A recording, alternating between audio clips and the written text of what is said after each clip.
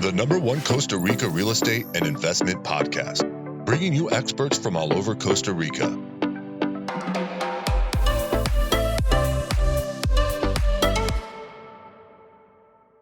Hey, good morning, guys, and welcome to episode 155 of Costa Rica Real Estate and Investments. With me, your host, Richard Bexon. Today, we're going to be talking with Dave and Christine Matt. They are actually developers of a project called Alethea in Junquillal, which is just south of Tamarindo and north of Nosada.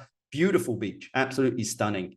Real developing beach town area that's seen a bit of a boom post-pandemic here. So they've actually bought a piece of land or in the process of basically building, I think, their first villas there. So it's a 16-acre project that's beachfront titled. So we're going to be talking to them about their journey, kind of the community that they're trying to create, and also is that, like, how much is it to get a property there? Remember, guys, if anybody's doing anything in Costa Rica and wants to chat with us, please do not hesitate. Be humble, send us an email. I'm too often getting people, I've said this before, that are, kind of diving in, or like after they've bought something or in due diligence, are like, hey, Rich, can you help us? Like, I could have made this a lot easier for you from the beginning here, so just email us info@investingcostarica.com. That's info@investingcostarica.com. I will actually talk to you directly, guys. So don't worry. It's my boots are not too big just yet, but I say that I've got 15 minutes for everyone. Usually turns into 30 or 45 minutes or an hour. But I just love to just talk to people, help them out, see if we can help them out. If we can't, kind of point them in the right direction. So that's info@investingcostarica.com. Let's get straight into the podcast. Good morning, guys. How are you doing? Hello, Richard. Thanks for having us.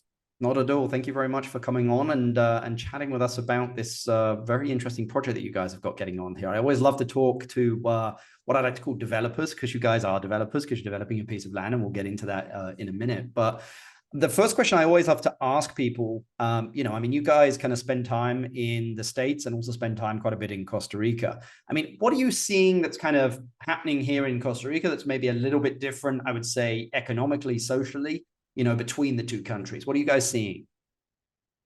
Yeah,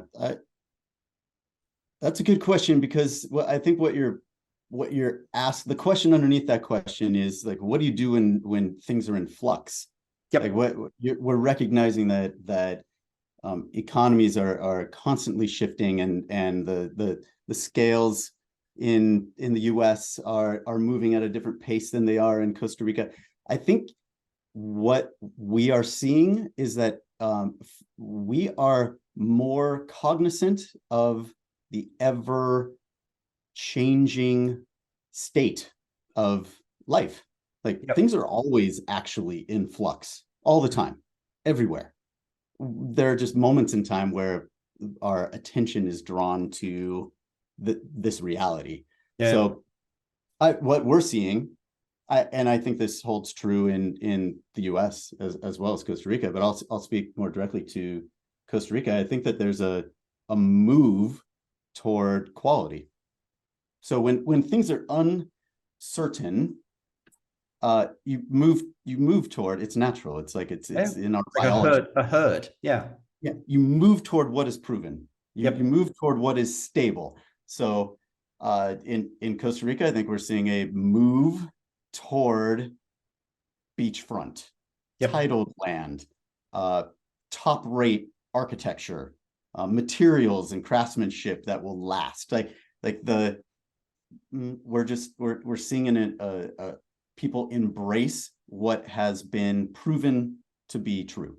Yep. Does that make sense? No, I think it does. I mean, I think definitely from an investment point of view, it does, but I think also from a lifestyle point of view as well, of like, when things are in flux and uncertain, whether that be natural resources, food supplies, those kind of things. I mean, the great thing about Costa Rica is that, like, we don't have those winters. So, mango season here, we get 2 mango seasons. My avocado tree in my garden, I get 3 cycles out of it of a year. Like, in the UK, it's, there's, time to go out and plant, there's times to take care of it, and then there's harvest. Like, it's a short window. Whereas here in Costa Rica, it's abundant, so is the water, and, so yeah, it's very interesting. I'm sure that some psychologists have a very different viewpoint on it, but what about you, Christine? I mean, from your viewpoint, you're very kind of, I would suppose, in the world of yoga and and well-being. I mean, what do you see? Yes. Well, especially in the last 3 years, I see a real shift. People are desiring connection to a natural state of being more than ever. Yep. I think with the kind of the on the heels of post-COVID, all of these things like the technology and Zoom and all of these ways that we are interacting with each other, I think people are seeking out. They want to put their feet in the sand, swim in the water and feel that real connection with nature, that real connection with a more meaningful, purposeful life. Yep. And travel has become sort of an avenue for experiencing that. Yeah. So I feel like more than ever, people are traveling all around the world, and they are seeking out places that are naturally beautiful, where it's easy to slide into nature and experience it real time without a lot of extra effort. And Costa Rica happens to be a country where it's very accessible to drop right into that place of nature and beauty and connection and relaxation. It is just an easy avenue for that. So that's something I have noticed and felt in the last few years particularly, but generally I think it is part of our human nature to want to seek out that deeper, more fulfilling connection. Yeah, I mean, I think just with everything going on in the world, it's just so difficult to be present. And yes. Even personally with technology and everything going on, of like, this is a country that it's really great to be present on. Yes. I call it carefree timelessness. Yep. And I think it is one of the key aspects of a life in Costa Rica. Yep. There is a sense of carefree timelessness. People are not running their lives by the clock. And there's a sense of sort of this carefreeness, the pure life, they call it, just this living in the moment, being present. And as all things, there is a really high upside. And of course, there's an equal downside. It can lead to inefficiencies and frustrations and whatever. But if you can drop in and savor the upside of that, it's a gift. Yeah, and we spent a year in 2009. We spent a year in Costa Rica in Guanacaste around Avellanas and Playa Negra, and which is just a stone's throw from Junquillal, where Alithia is. And that's where we got our first taste. It was like, oh, I've been an entrepreneur my whole life. And at that time, I had just gotten done selling I was in the surfwear business, sold one of my brands, and we needed to just unwind. And we came down to Costa Rica with our 4 little kids at the time. One of our kids just got married this last weekend. Wow, so congratulations. Yeah, thanks. He's honeymooning in Colombia right now. Like he sent a photo yesterday. It's amazing.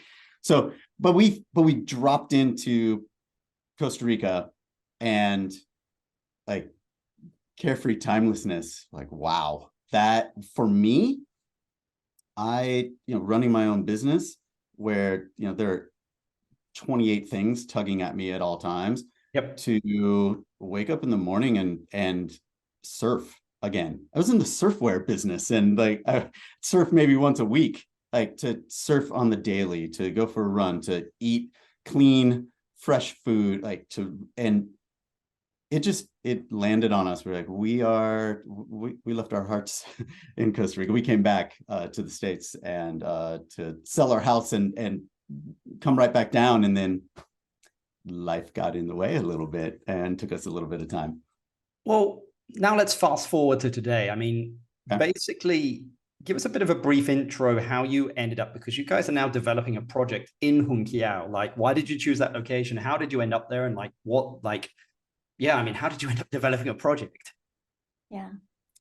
Well, I would say that we did truly leave our heart in Costa Rica, and we knew that we would come back at some point to live more full time. And the land really did choose us. This particular piece of land actually chose us. So when we lived there in 2009, Junquillal was very quiet, and it was David's favorite surf spot. So No, we're not going to talk about favorite surf spots right there. And we were living close by, but I would hop on my bike every day and go on a bike ride on the beach road and ride my bike down through Junquillal to this piece of land at the very end of the road. And the land itself used to be home to a hotel in the 70s. And so it had since been abandoned and dilapidated, but the bones of the hotel, like the walls and parts of the roof and the pool and all of that, were still there. And so, not knowing what this place was, I felt naturally drawn in by the spirit of the land. It just had this really enchanting, cool spirit. So I would go underneath the barbed wire fence, and the land itself has some elevation, and I'd climb up to the top hill and just sit there and look out over the ocean. And I could really feel like called to this land. At that time, we were not looking for land to buy. We had a young family. It was just not on our radar, but it left an impression. And then fast forward to 2020, we came back down to Costa Rica again, and we traveled the entire, actually, I think this was 2019.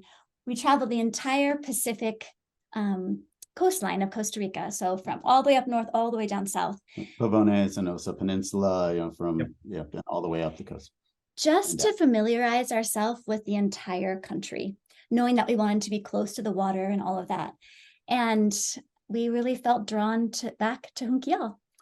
And then it just so happened that when we began to open our eyes to buying land and started exploring what land was available in that area, we were actually drawn back to this specific piece of land that was for sale. I had gone surfing with my 3 sons, and we were keeping our eyes open, and we said, hey, let's drive down to the end of this dirt road. We'd never been down this way, and I don't know why. We'd been to the beach there 100 times. We drove down to the end, and there was this old sun-faded for sale sign on the corner of this really cool, mysterious looking property with palm trees and hills and these weird concrete structures strewn about. Took a photo of that sign and called the guy, and the next day we were on the property, and it was like, oh yeah, this is it. It's done. And 2 years later it was done, but in that moment there was never it took you 2 years to close. Yes. Well, what was that's a lot of, I'm almost going through a closing, and I close August 15th, and it's been going on for about 3 years, because a lot of different parties involved. But just so that the listeners understand, why did it take 2 years? I ask myself that question frequently, Richard. Why does it take 2 years to close? There's a lot of diligence required when purchasing. And look, there's, as you know, there's 3%. I hear different numbers. 3%, 5% of land in Costa Rica is titled along the beach. The rest is concession. I think buying concession land is fantastic. It's kind of tried and true. If you can find titled land, oh my goodness, it's gold. Gold. It's gold. And there's just none of it is left.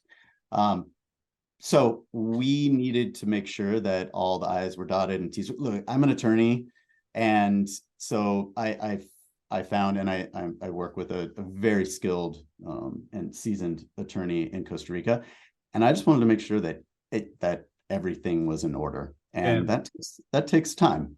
That takes time. Yeah, I just did due diligence, and I started it. It took about a year to do it all. For everything that I needed, and just making sure that, speaking with the engineer at the Asada and understanding what the water flow was, and being like, okay, do you have the capacity, and what do I need to do? And because, ultimately, David, it comes down to water. You can have a lot of stuff, like your title and everything. Yeah. But again, if you don't have the water, the project doesn't really happen. Yes. Yes. And that has never been a problem with this property. That's great. Yeah. Our water letter is rock solid, and in fact has just been updated to match with specificity what we will submit to Satena with our environmental license. But I was going to say one thing real quick. about this 2-year process. The owners of this land were the original like developers of the hotel. So the father had passed away, and the family then returned to Italy. And so the sellers were in disparate locations. There were multiple parties, and they weren't young. So there was a lot of old sort of ways of doing things. Old ways of doing things that didn't conform to the way things are done presently.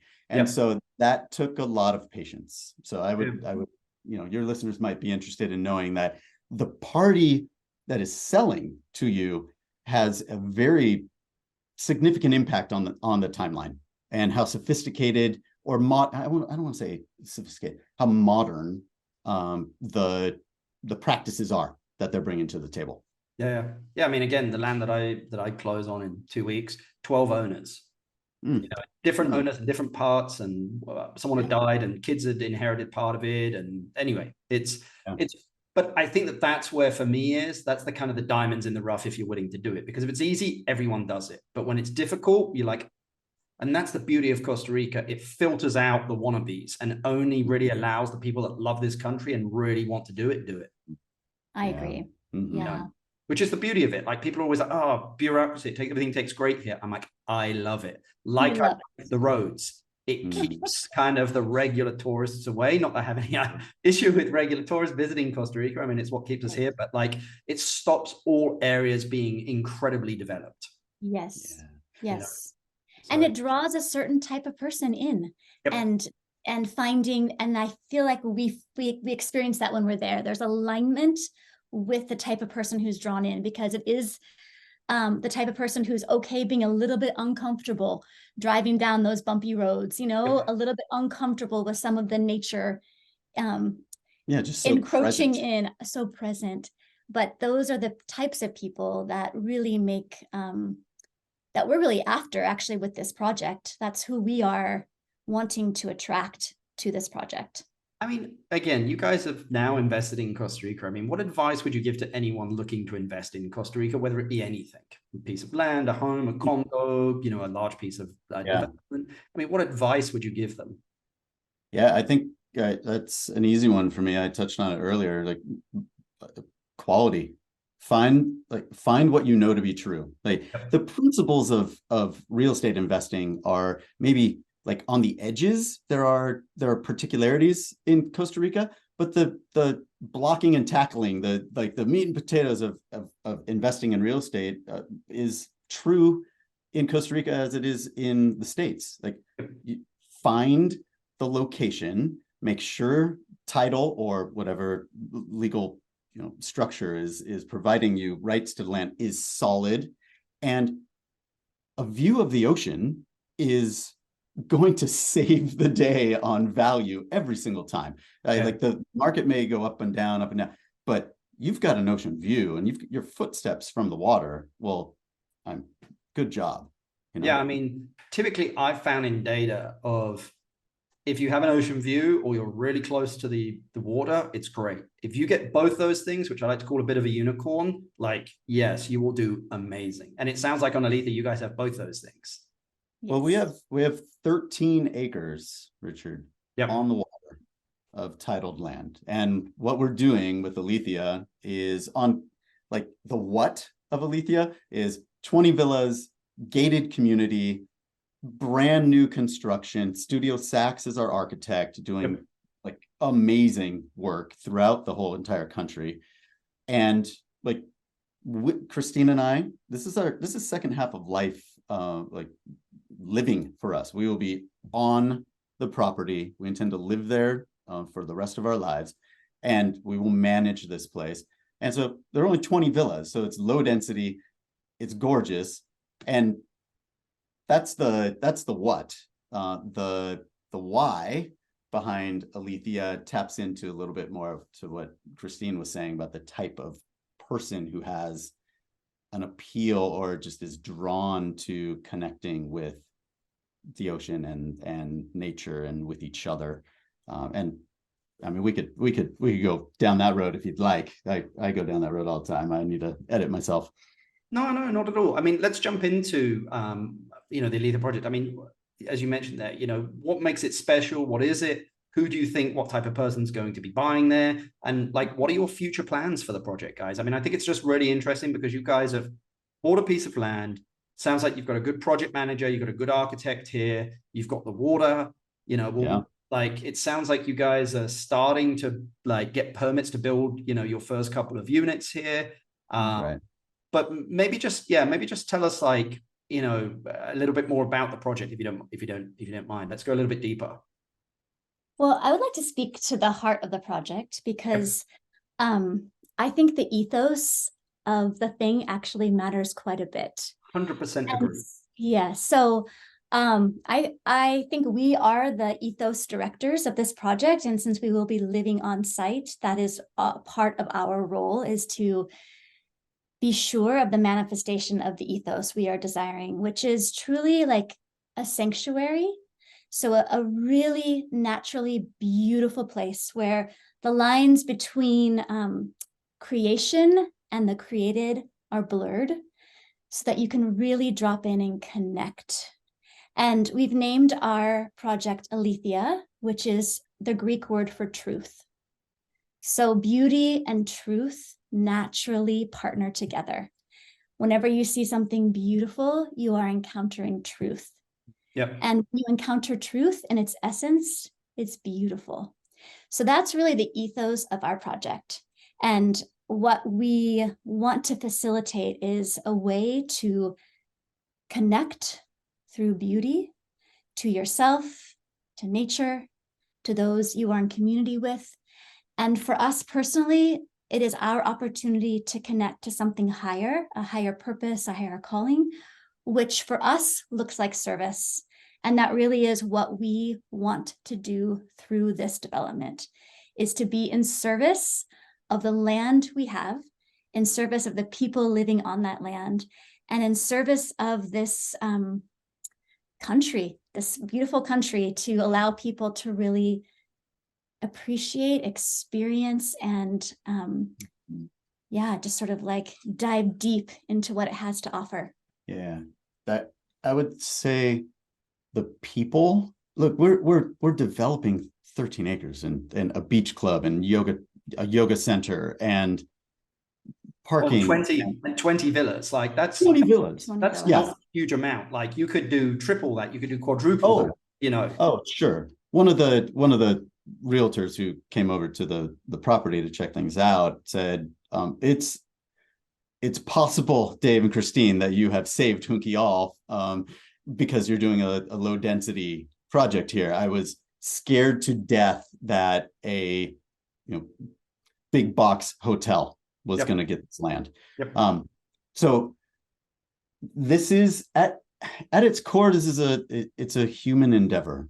Like we are so fortunate to have a team of individuals who care about the things we care about. That there's alignment with our project manager, there's alignment with our architect, there's alignment with the groundskeeper who is on the property every day chopping the grass and keeping it tampered down. Like there's alignment that we are not here to dominate the land. We're not here to extract the value out of it. Yeah, we're not here to extract from, we're here to complement and give to. And I tend to believe that, and I've seen this. I mean, I'm 49 years old. Like I've been involved in a few business opportunities before.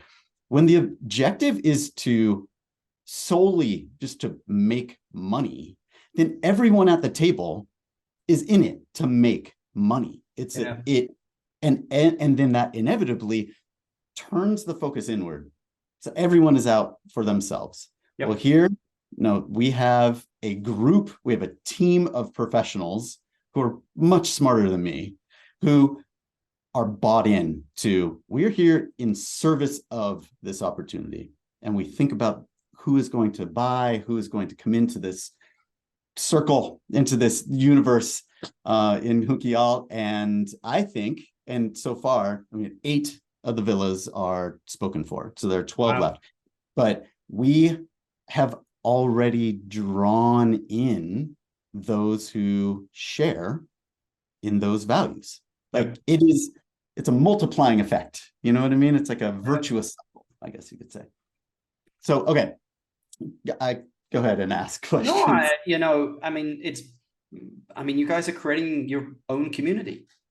In a nutshell, I say you're creating a community, but the community kind of somewhat already exists there, right? Meaning there is somewhat of a community. You're just kind of complementing that community there. Yes. Yeah, there's a foundation. We have a founders club, and these founders have gotten in early, and they were aligned with, yes, we love Costa Rica. There's some connection to Costa Rica one way or another. One guy, he went to, he studied down there when he was in college, and now he's a radiologist, and he is a surfer, and he left his heart down there.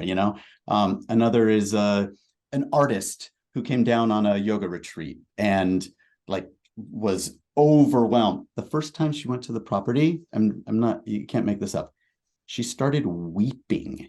Wow. Now she's very tapped in, right? But she was overcome with emotion because of the beauty of this place.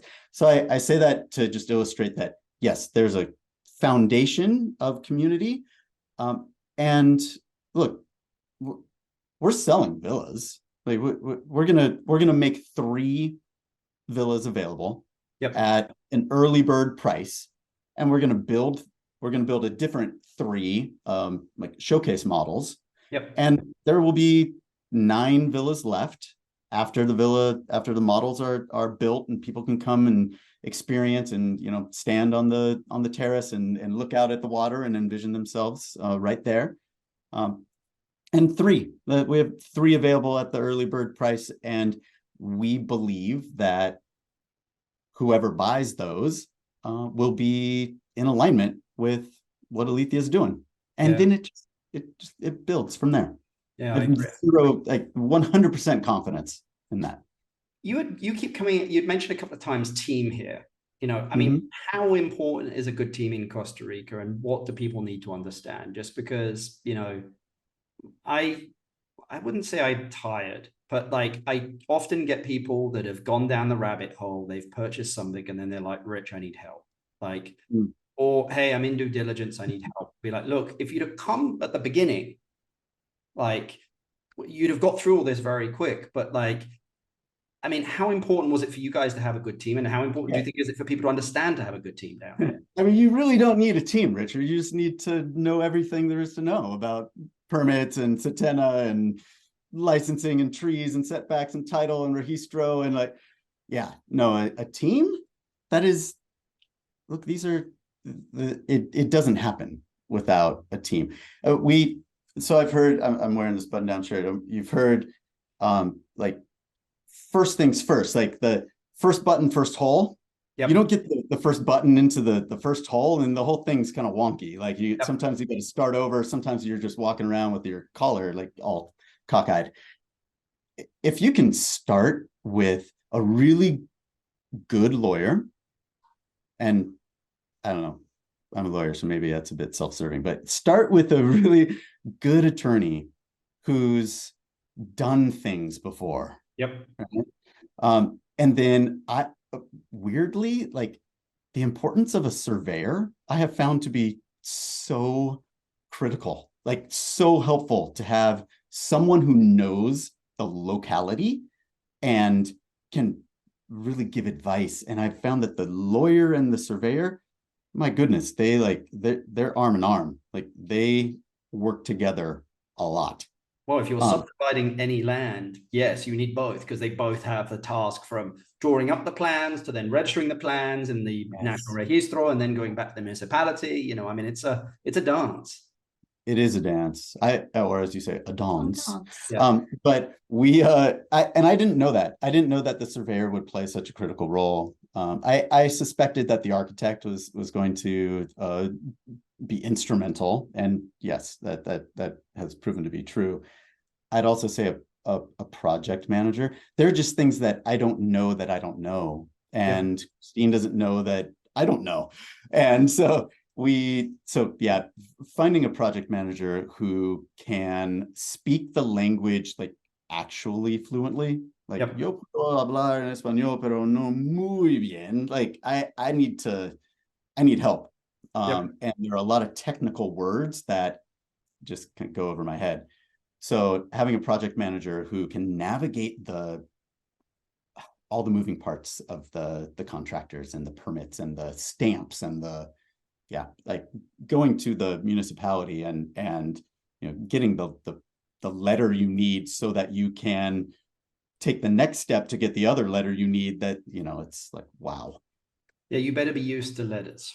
There's lots of letters and stamping from different lots of stamping, that's for sure. Yeah, from different government agencies and so well, I mean, give me, and maybe you can answer this, maybe you can't, because I think the big question, everyone's like, okay, you mentioned early bird pricing here. I mean, how much is a villa? People are going to want, should they contact you? Can you give us a rough idea? Because, everyone loves a project when it first starts out. Well, I do anyway, because, that's like, if I see runway for a project, I'm like, well, this is interesting, because I've seen it before. Las Catalinas in 2006. I was like, I should have bought one of the apartments, $125,000. Just I'd been in Costa Rica a couple of years. I was buying my house. So, the business was just taking off. I really wasn't at the right time. Today, that thing's worth $600,000. So, I mean, give us a rough idea here, guys. Yeah, it's good. It's a valid question. There's dirt going for over $1 million, just 500 meters from our place, and dirt like a lot, a quarter-acre lot. There's a 2-acre place around the corner that supposedly someone like a Hollywood actor purchased, and it's a couple $1 million, just barrier to entry there, a couple $1 million. A new construction around the corner just sold for $3 million. With these homes, there are only 20 of them. Right. So they are not something that you're just on a whim going to add to your portfolio. So pricing is not Las Catalinas, circa 20 years ago. Of course. Yeah, and these aren't condos. So the price range is starting at, what these early bird prices are, 1.5 million. Okay, which I think is again, it's titled beachfront, guys. Like, it's yours forever. Yes.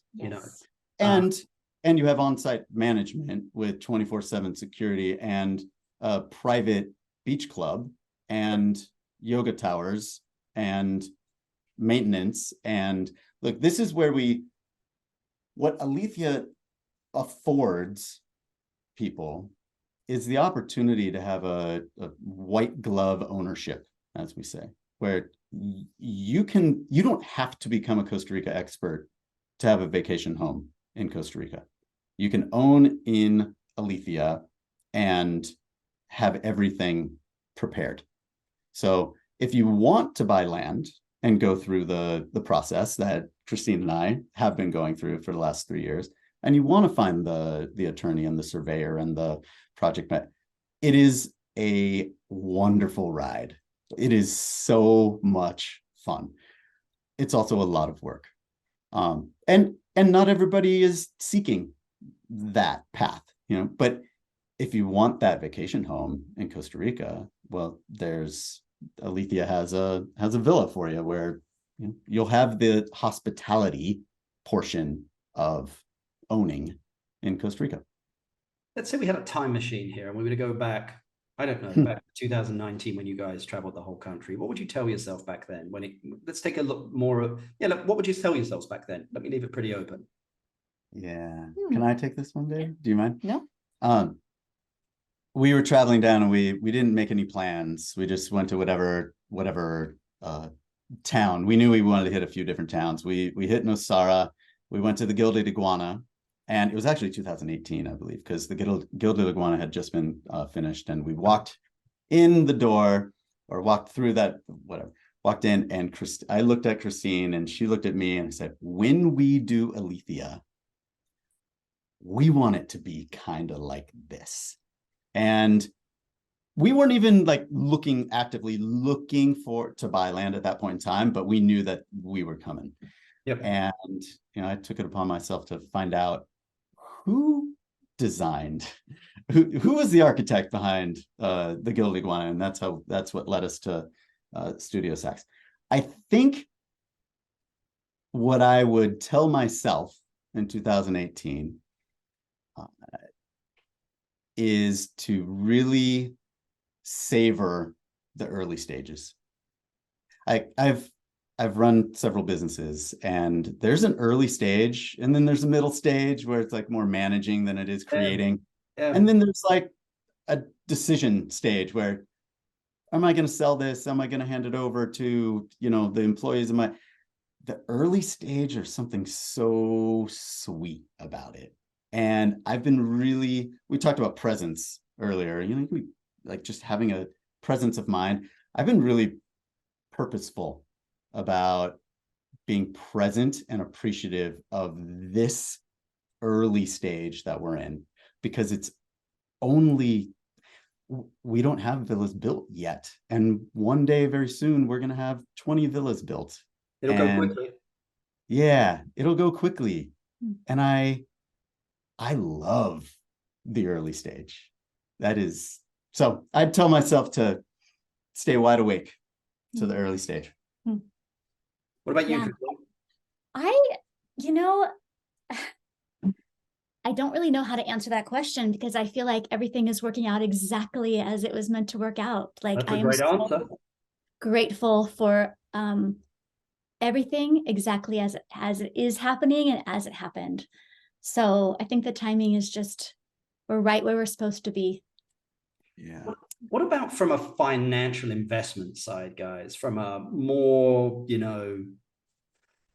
I would say, from an investment side, what would you tell yourself? Like, if there's any mistakes that you've made, stuff that took longer, we'd be like, look, we should have got the topographer sooner. Like, we should have identified that.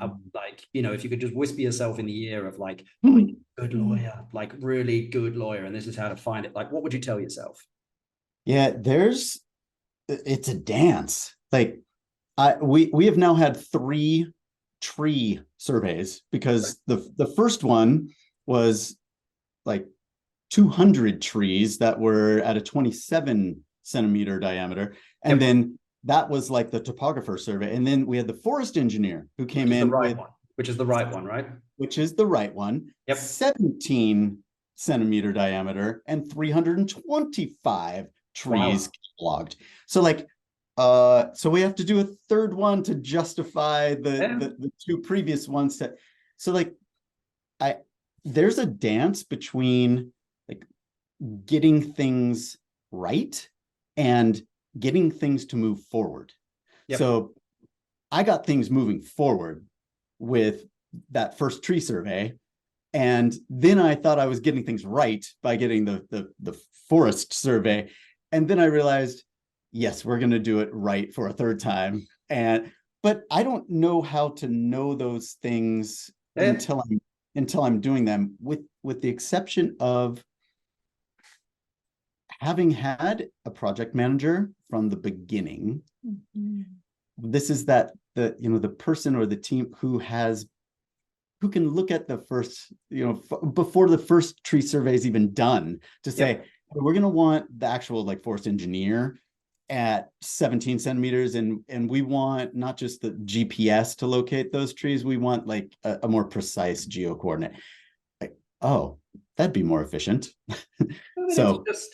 But it also is that, like, again, is, sometimes even before you're buying something in due diligence and you survey the land, sometimes you're like, well, the guy's out there, do I invest in contour studies and kind of have him point out the trees at that point, or am I going to have him come back and do a little bit later? Those are just things where you're just like, well, like, let me do the topography study, just because to add that, you just have to figure out how much that is, want to make that investment, because you can come and get it done later, but like the guy's there anyway. So, it's, how confident are you that like, this is the piece of land?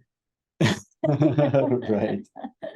No, but Well, guys, this has been great. Just really going down the rabbit hole with you guys on this project, and kind of, I mean, I love that there's there's the emotion and also the logic behind it as well.